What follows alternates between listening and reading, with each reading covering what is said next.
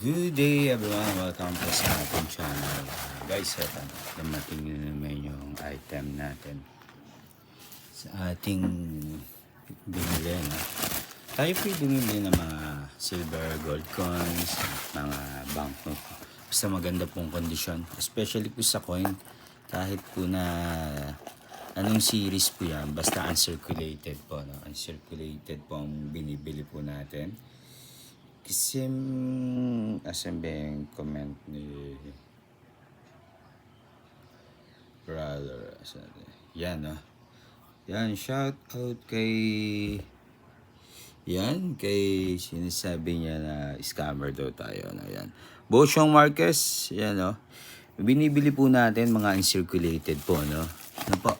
Yan, kung wala po kayong ganyan, wala po tayong magagawa. Hindi po lahat ng coin binibili natin. Siyempre, collector po tayo. Hindi naman po tayo bibili ng pangit na kondisyon. Ano po? Kaya bago tayo magsalita, isip-isip din po tayo. Ano po? Ang mga collection po natin, karamihan, silver at mga gold coin po.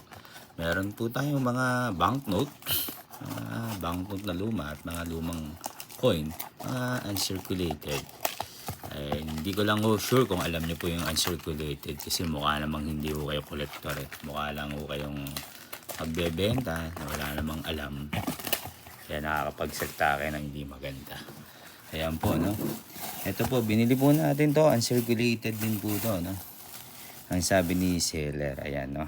Uncirculated. Ayan, guys, na. Uncirculated. Hindi ko lang alam kung ano ang serial niya. Ang sunod-sunod ba?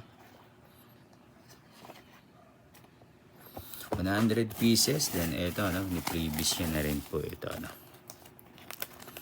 Previous. Ayan. 5 centavos at 10 centavos. Meron lang konting kain daw. Pero goods pa rin yan. Ayan. Ayan. Thank you. No? Hindi natin bibilangin to. Mahirap bilangin to. Pero sabi 100 pieces daw po ito, no? Siguro sa ibang araw na lang, no? Ayan guys, thank you everyone and God bless po.